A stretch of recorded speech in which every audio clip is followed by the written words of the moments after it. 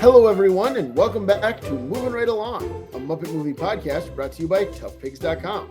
It's the podcast where we watch the Muppet Christmas Carol 2 minutes at a time and talk about it a lot. I'm your host, Anthony Strand. And I'm your other host, Ryan Rowe. Joining us today, we have a return guest. She's been here for every movie, and she's back for this one. Guest, who are you? I'm Jessica Evans. Jess Evans, what a thrill. Hi, Jess. It is a thrill for me. It's a thrill for me. Oh, I'm so glad. It's always fun to have you on the show. And today, Jess is joining us to talk about minutes 31 and 32 of the Muppet Christmas Carol. In these minutes, Rizzo forgets his jelly beans and the bell tolls 1. So, we pick up where we left off last time with Rizzo saying, "God save my little broken body," and then jumping off the gate while he screams. It's perfect timing for once that this did not get interrupted. We get the entire line, like at the exact beginning of this clip of Rizzo saying, "God save my little broken body." Right. It does seem like usually on the show it would pick up with like, "My little broken body." Yeah, exactly. Oh, yeah. Now, my question for you, though, Anthony, I know that we both grew up as regular church-going kids. When you hear a line like this, or when you were a kid and heard a line like this, is there any tinge of like, I don't know, is Rizzo using God's name in vain? Here, I don't think so much because it feels so much like a prayer. Like as a kid, I just felt like Rizzo was like praying for his own safety. Like he's genuinely saying a prayer. Yeah. Yeah. Okay. Yeah. It seems more like a hope than taking the Lord's name in vain. Right. Yeah. All right. I agree, and it pays off because he's fine. It's true. God does save his little broken body. Exactly. But yeah, so he gets up. Gonzo was, of course, supposed to catch him. Last week, Gonzo assured him he would catch him. And I love the way Gonzo cracks his neck before he shrugs and says, "Missed." Yeah. He just like turns his head to the side. It's great. Dave Goelz, that man is a talented puppeteer. Tell you what. Yeah, and it's so funny that in this one, as we've said, Gonzo is both a funny guy and a straight man in this. And like things like this that are sort of somewhere in between, where this is a very droll line and a very dry delivery, but it's a very funny line. It's very funny.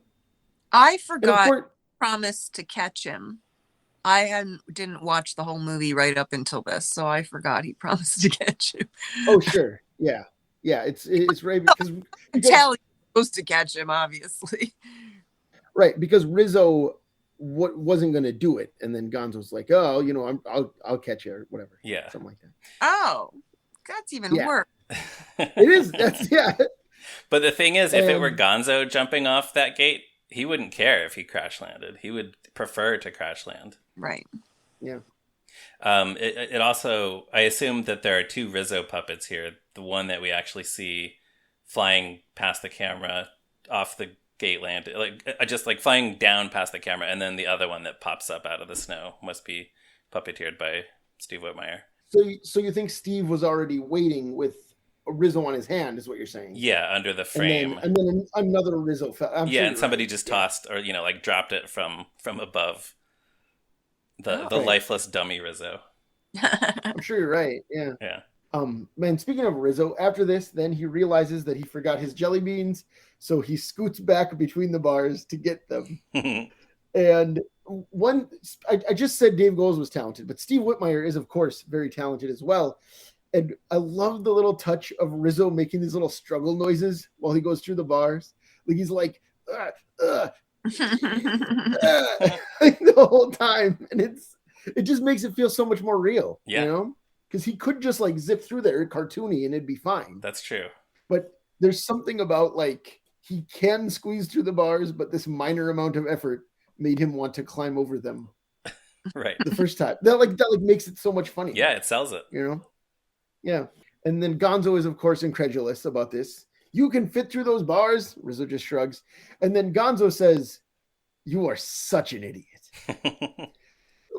Which might be, I say things are my favorite all the time on this podcast, but that's one of them. That's one of my favorite lines in this entire movie. Yeah, one of the funniest. Are you kidding? You both say it's your funniest favorite line. You're both laughing.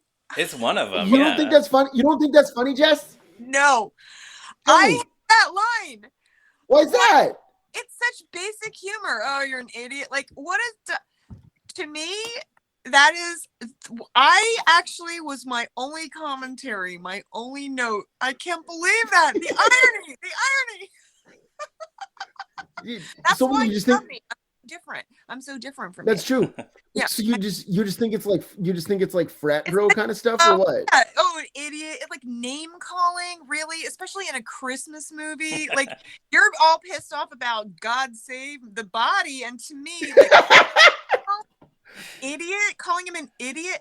Like he could have looked at that and been like, oh, you can fit through the bars, and then there could have been like some subtle like cocked his head, he's thinking, oh my god, he's an idiot, but not to call someone an idiot in a Christmas movie. No. Sorry, Charlie. Well, here's what comes to mind. I think something that makes a difference is that Rizzo is not an idiot type character. If this were like Beauregard or Andy and Randy from Muppets Tonight, and they were doing something really stupid, because those guys always say and do stupid things, and somebody called them an idiot, I think that would be... Then it would feel like too obvious and too easy. But Rizzo is not usually an idiot character. So here he's just doing something that happens to be really silly and foolish. Okay. So for me... Not call a dumb person an idiot. But it's still name calling to call a normally smart person an idiot. That's true. So I'll say this. My dad is a wonderful dad. He is a very wise fellow. He'll help you out with anything. He's a man of many talents. He has 4 sons. I'm one of them. And when we would sit around telling each other jokes that he didn't think were funny, still, we're all, he's healthy and alive. This happens still sometimes. My dad will get up after he's had enough of our foolishness. He will get up, shake his head, and say, "Idiots," and leave the room. Why are you guys such stupid idiots? Something like that. And leave the room. This has happened my whole life often. So when Gonzo tells Rizzo, "You are such an idiot," I absolutely hear it as fatherly affection. That's so sweet. Well, 100%.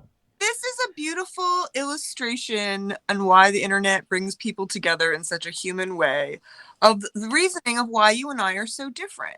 Because I grew up around people who were very critical and harsh and constantly tore me down and picked apart my flaws. And when I hear someone call someone an idiot, it makes my, it doesn't have a happy, nostalgic, I love that. Like, you're sitting around with your brothers and it's like Mr. Strand and the boys, right? Of course you Yes. in a nice way.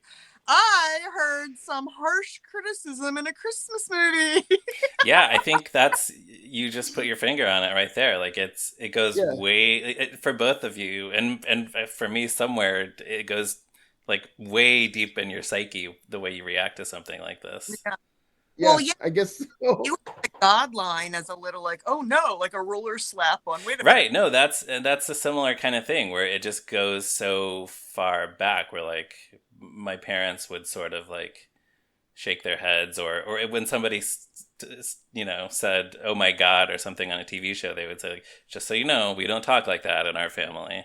So there's still that little voice when I hear stuff like that. Yeah. Yeah. I will say I do think this is funny, but I would not call somebody in my life an idiot, probably. Although now that I know this about Anthony, I might affectionately call Anthony an idiot one of these days. But generally I would not do that. Well, don't call me one. No, I won't, because I know how you feel about it now. That. Yeah, there you go. But also, there's just something about how loose and silly Gonzo and Rizzo are in some of these scenes.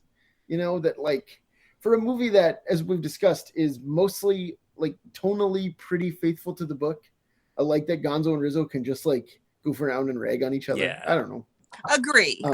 In the context of watching the whole movie, I don't think it comes across as harsh. I watch this movie every year with my daughter. It's not like I'm like, okay, now I'm gonna turn it down when he calls him an idiot. Like it's You got your finger on the mute button. exactly. Right. Yeah.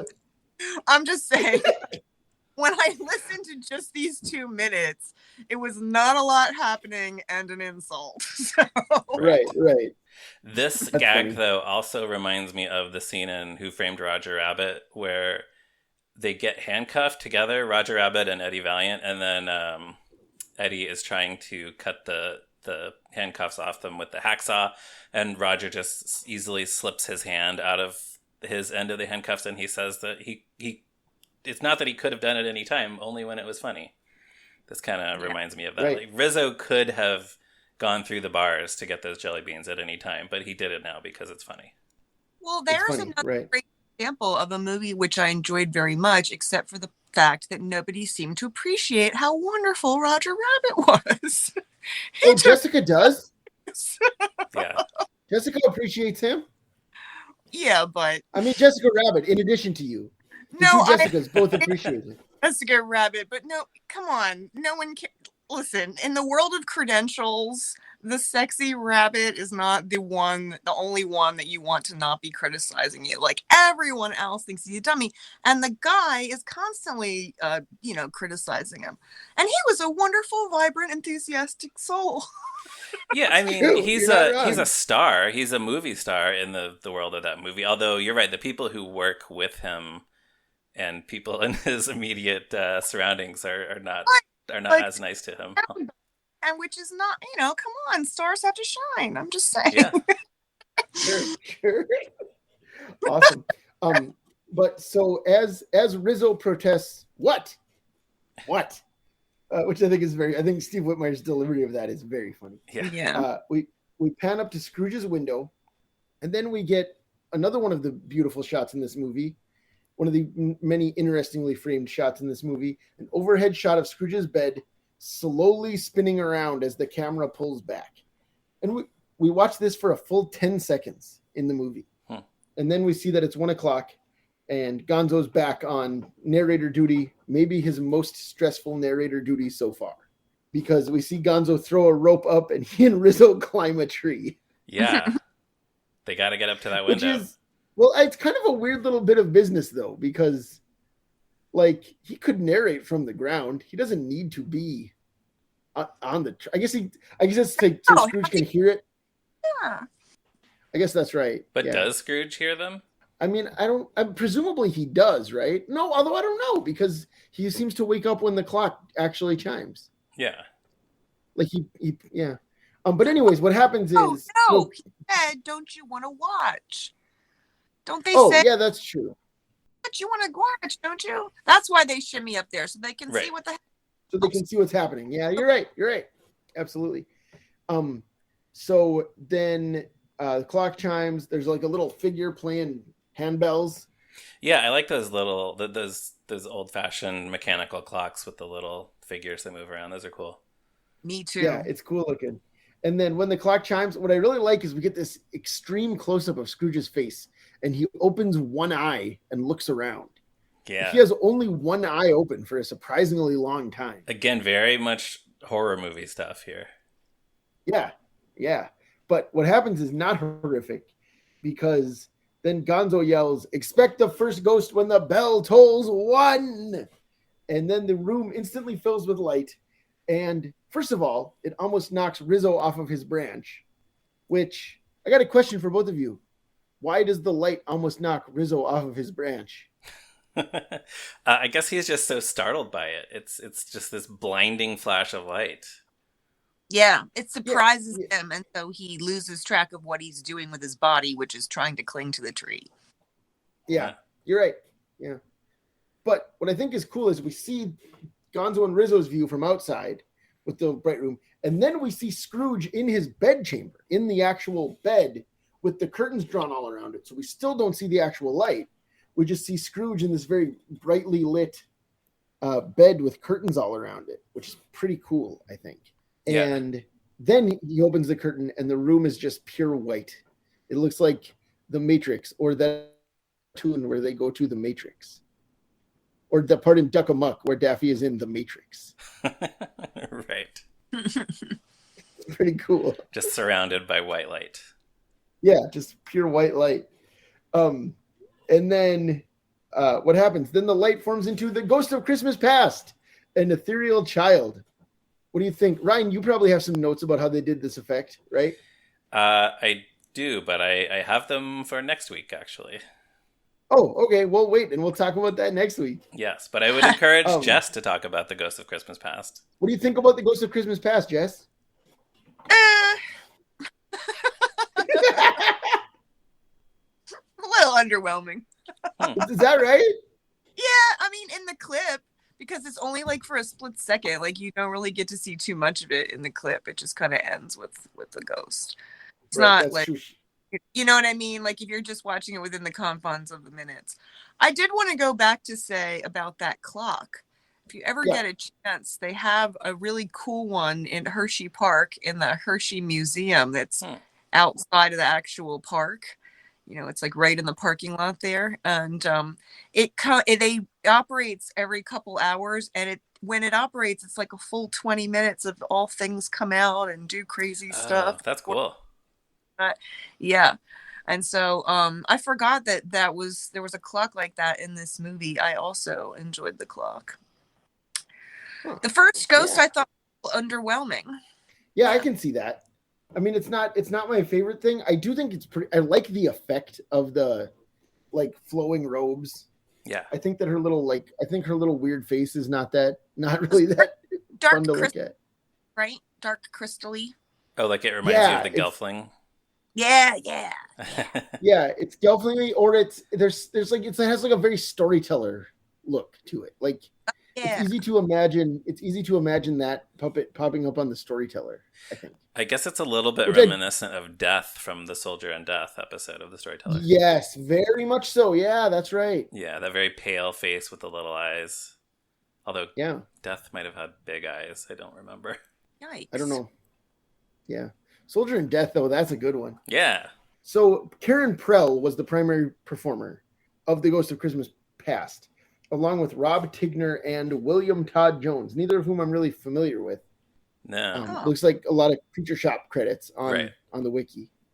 But Karen Prell does not do the voice of The Ghost of Christmas Past. And I think it would be fascinating if she just sounded like Red Fraggle. Like, it would be so much different. Red Fraggle with a British accent?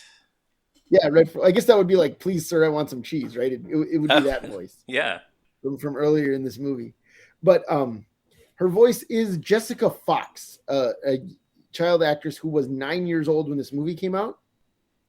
She is still acting. She has starred on the British soap opera Hollyoaks since 2005. What? Yeah, good for her. Yeah. She's in her late 30s now, and and actually, according to Muppet Wiki, on the November 19th, 2019 episode of Hollyoaks, a different character who is like her character's enemy. It says she plays Nancy. Her rival Sienna sits down to watch Muppet Christmas Carol and remarks, "The Ghost of Christmas Past is such a creepy child." So that was a little in joke on the show Hollyoaks for fans of Jessica Fox's early career, I guess. That's fun.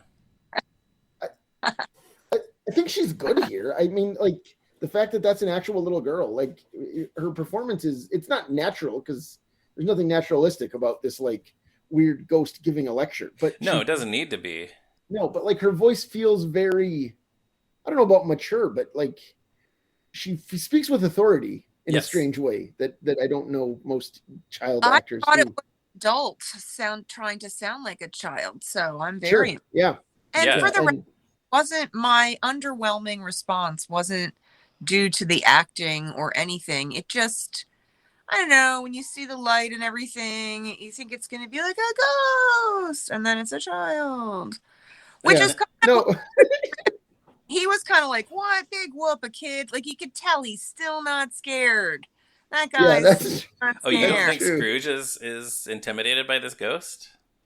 No, I think he had the same reaction I did. What, a kid? Well, he asks her. Yeah, he just says, "Are you the spirit whose coming was foretold?" So Yeah. I don't know. I think there's some wonder and awe going on, but maybe he's not actually scared of her. Of course, but I'm just saying, if that had been some like monster, he wouldn't have been like, "Oh, are you the spirit this forest told?" He would have been like, "Oh my god, the spirit's here!" You know what I mean? Right. Yeah. I'm just right. saying. Well, it's a kid. They sent in a kid. He has so much hubris. This Scrooge, he thinks he can still get over on the ghost if she's 7 years old or 9 or whatever. He's like, this is gonna be easier than the Marleys told me it would be. Exactly. Wait, you were the spirit they said was coming? Hold on, I got this in the bag. right. And since that's pretty much the end of the clip, Scrooge asks if she's the spirit. She's all like, "Oh yeah, yeah, totes am." And then that's exactly what she says. Yes, that's exactly what she says. She totes says, am. "Yeah, totes am." And then Scrooge says, "But," and that's where we end the clip. The clip ends with Scrooge saying, "But."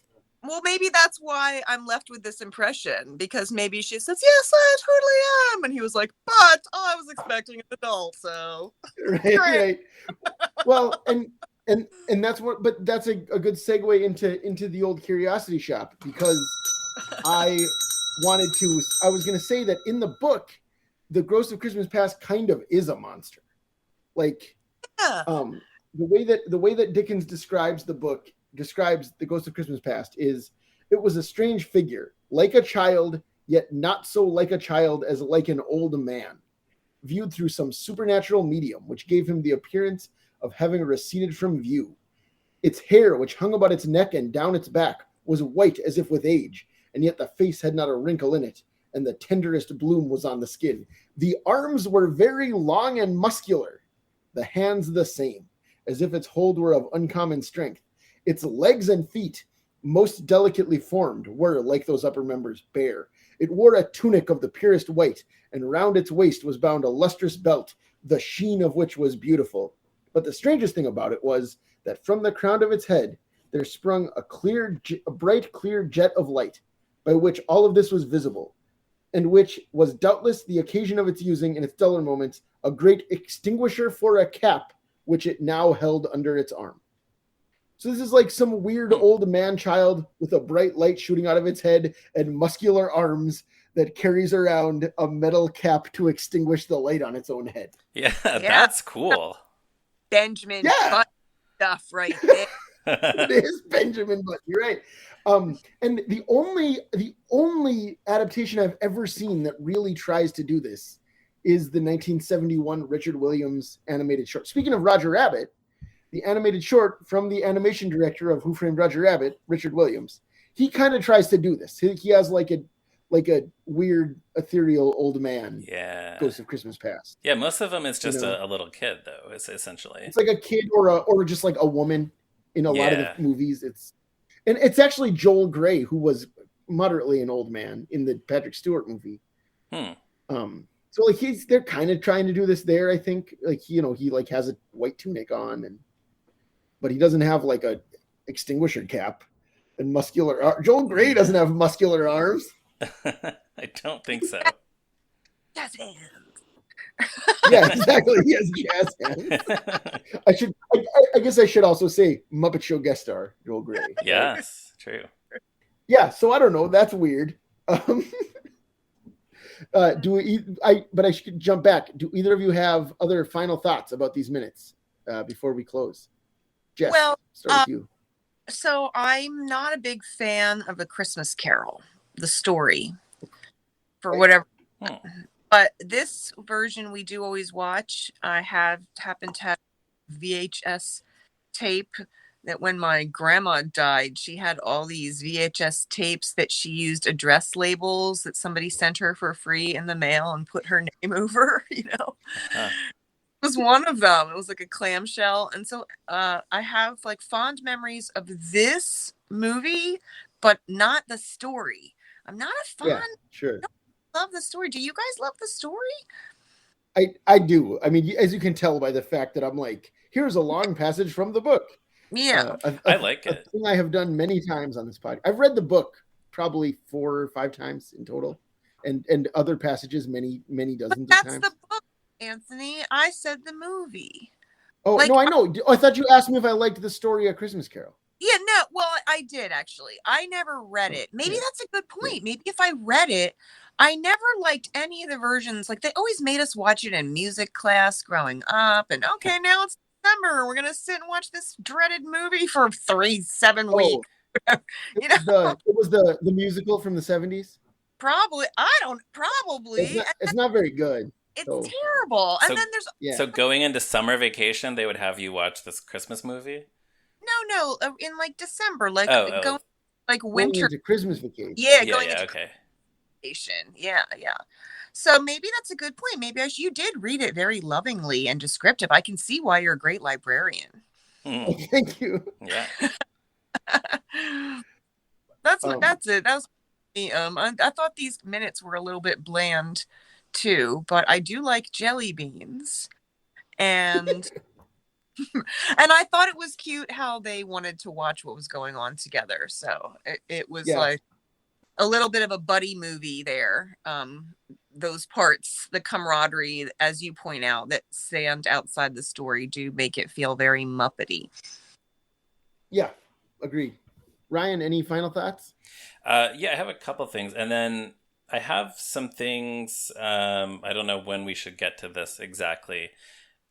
We've gotten some interesting comments and feedback on past episodes from listeners. I don't know if we want to fit that in before the very closing remarks or now, or I'll just go ahead and do them, I think. Okay. And you know what? We're just hanging out. We're like Gonzo and Rizzo. We're just hanging out. Pretty much, yeah. We're all just sitting here looking in an old man's window, just chit-chatting. So, yeah, but then I wanted to say, too, the part where Gonzo is standing on the branch and says, expect the first ghost when the bell tolls one, I just think that's so cool. Like, I'm pretty sure Scrooge can't hear him, as we established, but like the light shines and Gonzo has his arms up in the air and he's standing on that branch and we get a quick full body shot of Gonzo. It's not really necessary, but I just think that's so cool. and that he's screaming that line, expect the first ghost. I always look forward to that shot. Expect the first ghost when the bell tolls one! Yeah, it's awesome. This was a theatrical release, this movie? Was it released? Sure was. Yes. So I think those things make it really seem like a theatrical experience. And if you're watching on a smaller screen and you're not really, attending to it, it's easier to miss. But that's a really great point, that in the theater, maybe the first ghost would have been a little more impressive. Yeah, could be. The way that it was sort of intended to be seen originally, everything's on a big screen. You see all the details. Like how it's framed, and as Anthony said, the 10 seconds of watching the bed turn, on a bigger screen, that's even more impressive. Yeah. Right. Yeah, and then on that note, also, we talked about the scene where Scrooge opens his eye. That's a very tight shot on Scrooge. On the DVD commentary by Brian Henson, he points out that Michael Caine is wearing a bald cap over his real hair with a wig then glued on top of the bald cap. And for that reason, they tried to avoid doing a lot of close-ups of Scrooge's face because they didn't want us to see, the seams where the bald cap met his real face, met the seams of the wig that were glued on. But this one is such a close-up that I don't think we even see any of his hair, maybe even. Yeah, we don't see his hairline at all. Plus, isn't he wearing a nightcap? He is, yes. Okay, so Michael Caine wearing a bald cap on his hair with a wig on top of that with a nightcap on top of that. Wow. Yeah, right. Far out. And it's funny because Michael Caine was in Inception, and this is just like Inception. Yes, that's exactly what it is. It's hairception. That's what it is. Caneception.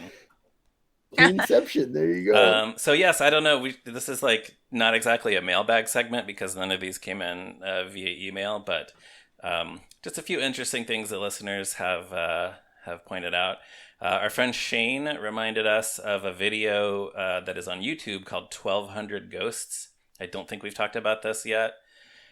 Somebody took dozens or hundreds, maybe, of adaptations of A Christmas Carol I and think cut them all together. I believe it's 400 total, and that's why it's 1200 ghosts. That makes a lot of sense. 400 I think, adaptations. Or it might be 300 adaptations, and Marley is the fourth ghost. I'm not sure, but oh right, yeah, okay. It's either 300 or 400. I've never watched it. I have to admit, I always kind of mean to every year, and then I haven't gotten around to it. Yeah, but it's so impressive. It has excerpts from this one. It has all the movies, all the musicals, all the cartoons, all the sitcom episodes that riff on this story, and just all cut together in chronological order to retell A Christmas Carol. Very cool. Look for it on YouTube. In a previous episode, I tried to figure out how much Rizzo's apples would cost in today's money and compared that to the rate of inflation. Our friend Eric noted that I did not take into account decimalization. There's a very good reason I did not take this into account, and that's because I had never heard of it before. But Eric told us in Dickens' time, there were 12 pence to a shilling and 20 shillings to the pound, so there were 240 pence in a pound. In 1971, the UK decimalized, so now there are 100 pence in a pound, though still 20 shillings, so only 5 pence to the shilling, which means that the price of an apple has gone up 4,700%. So, for all you economics nerds out there, that should be fascinating. All those people who meant to listen to Planet Money and accidentally listened to us instead. Exactly. And then Tough Pigs Forum member, and I'm probably going to pronounce this name wrong, David or David, added to that Gonzo and Rizzo's apples are probably overpriced anyway, because according to London Labour and the London Poor by Dickens' contemporary and occasional co-worker Henry Mayhew, fruit stalls sold apples in penny or half-penny worths, and somewhere he describes a penny worth as being 6 apples, so Rizzo has already increased the price by possibly 1,200% by charging as much as he does for apples. And as long as we're talking about corrections, that same listener, David, and please let us know how to pronounce your name for future reference. Yes, we'll issue another correction about how to pronounce your name. Yes. Also pointed out that in an earlier episode, I said that character actor Roger Rees played Bob Cratchit in the 1999 Christmas Carol. He did not. He played Nephew Fred in the 1984 Christmas Carol. His fellow frequent movie villain, Richard E. Grant, played Bob Cratchit in the 1999 A Christmas Carol. And I knew that, and I should not have. Or one that was bad. No, then you're no. Let me be diplomatic. Then we disagree strongly because that's my favorite version of A Christmas. That's a good one. Okay. Maybe I'm wrong. Maybe I'm wrong. Was it a musical? You said you watched it in music class. I think it was a music class. Yeah, so that's 1970. That's the one with Albert Finney. Okay. And does he go to hell in it? If he goes to hell, it's Albert Finney. I think he goes to hell. I don't know. Yeah, that's the musical. It feels right. Seems right. I don't know. That sounds. Yeah, I should watch all of these really, but that sounds like one I should add to my list. You should, but yeah, I got one British character actor who's in one version of A Christmas Carol confused with a different British character actor who's in a different version of A Christmas Carol, and I do feel bad. I should not have made that mistake. I should have known better. I don't think you need to make an apology, but I'm glad that that we got set straight on that one. Ryan, the one going to hell seems at least as sacrilegious as God Save My Broken. Well, I don't know. I mean, does it show like this is what happens to people who are mean, like Scrooge? I think that's probably the lesson, isn't it? I guess. I can't think of any other versions that shows Scrooge going to hell. Although, actually, I feel like there's a reference to hell and the devil in the Bugs Bunny version. I was just going to say that. I love when Bugs Bunny goes to hell. I was like, child, it didn't look that bad down there, especially if Bugs Bunny was going to be there. Well, it's the TV special where they do it with Yosemite Sam as Scrooge. And I think there's a scene where where Bugs is telling him something about, like, you'll be going to join the man in the red suit. And Yosemite Sam is like, Santa Claus? And he says, no, the other guy in the red suit. And he's pointing down. That's where you're going. Yeah. Oh, yep. I remember that. But yeah, when Albert Finney as Scrooge goes to hell, he sees Jacob Marley there. So it's just and this I'm sure of. Jacob Marley is Alec Guinness in that movie, so it's just kind of an excuse to get more Alec Guinness time. Does he see Yosemite Sam there? He does not. Too bad. Although, what if Alec Guinness played Yosemite Sam? How do you he could do it. He could. He was incredible. That guy could do anything. He can do anything. He had incredible range. Yeah. With all accordion and bagpipe players down there. Is that a Far Side cartoon? Yes, yeah. Yeah. Then a few listeners also pointed it out to us. We've talked about Scrooge's occupation being a moneylender in this movie, but a few people have pointed out to us that his occupation is never specifically stated in the book. So that's another interesting point. Right. And finally, a couple episodes ago, we talked about the name Ebenezer and the fact that you don't hear it much these days, if in fact you ever heard it much as a name. Regular listener Craig Fairhurst, who's always very good about commenting on our Facebook posts, informed us that the name Ebenezer means stone of help. And he noted that it's found in the Bible, and it's also in an old hymn called Come Thou Font of Every Blessing, which I definitely remember singing in church and noticing that the word Ebenezer was in there and wondering why, like, Scrooge's name was in this church hymn. But, he's pointed out that this book, when the Charles Dickens book came out, that pretty much ensured that everyone would only ever associate the name and the word Ebenezer with Scrooge.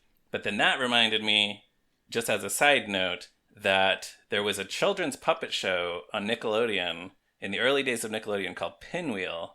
They had a character named Ebenezer. He was this kind of Oscar the Grouchy puppet, this green guy who was cranky all the time. His name was Ebenezer. So there are other Ebenezers out there in fiction, at least. Yes, Ebenezer T. Squint was that character's name. There you go. See, I didn't think to look up his last name. Ebenezer T. Squint. That's great. Sure. That Scrooge was like a mortgage lender, not a money lender, but like a, in It's a Wonderful Life, the bad guy. Mr. Potter. Yeah. Yeah, I mean, I don't know. Yeah, well, is there a difference? In this movie, it sure seems like he is, right? Like, he charges folks a fortune for his dark and drafty houses. Right. Yeah, exactly. That's what he does. Yeah, there's a difference. If you're a money lender, you're just giving money. What that does, it also has that underhanded slumlord element to it. It doesn't. Right. But that's just in this movie. Like, that's not in the book. Well, I didn't read the book. You talk about mortgages in the book. Well, now you got to go read the book. You didn't know you were going to have homework coming out of this podcast. And speaking of the book, the one thing that I forgot to say that I meant to say is at one point, Gonzo says Scrooge slipped into the empty silence of a dreamless sleep. That's Jerry Jewell. That's not in the book at all. Wow. So that's another one. That's yet another one. Huh. Yeah. So Jess, before we go, you've talked about this a little bit already. But you talked about how you try to watch this every year. You said you didn't see it in the theater, but you remember watching it on VHS, right? So the first time you saw it was on tape? Yep. And so then the final question is, where would you rank it among the Muppet movies? 4. Great. Okay, what are your top 3? Wait, 5. Okay, what's above it? Hold on. 6. No, 7. All the Muppet movies. No,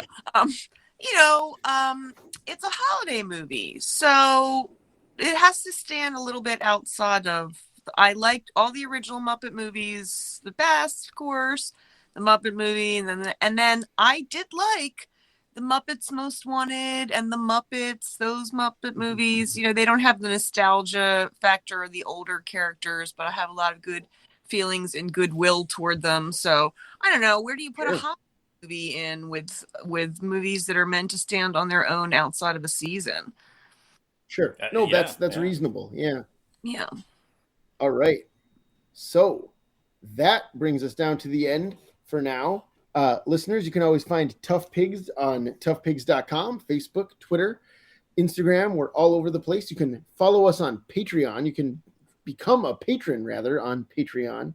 If you want to give us a little bit of financial support, we would, of course, appreciate that greatly. You can follow Ryan on Twitter at @MeRyanRowe. You can follow Ryan on Letterboxd at MoviesAreNeat. You can follow me on Letterboxd at ZeppoMarxist. Jess, where can our listeners find you and or your work online?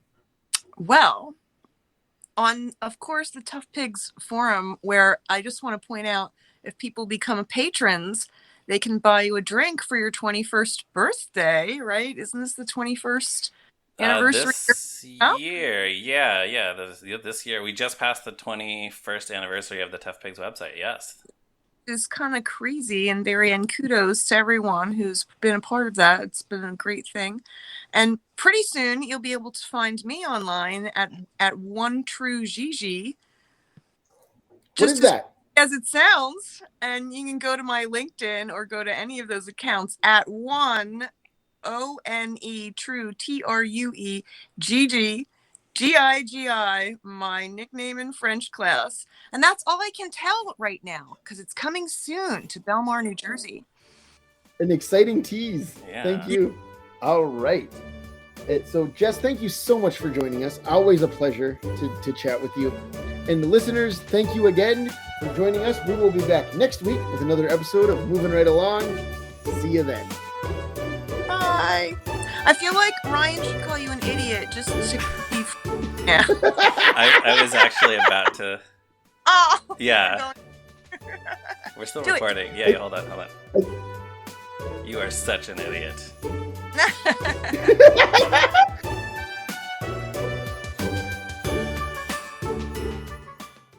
Are you going to leave all that in? I think you should. Oh, okay, sure. I think it's funnier if you leave all of that in.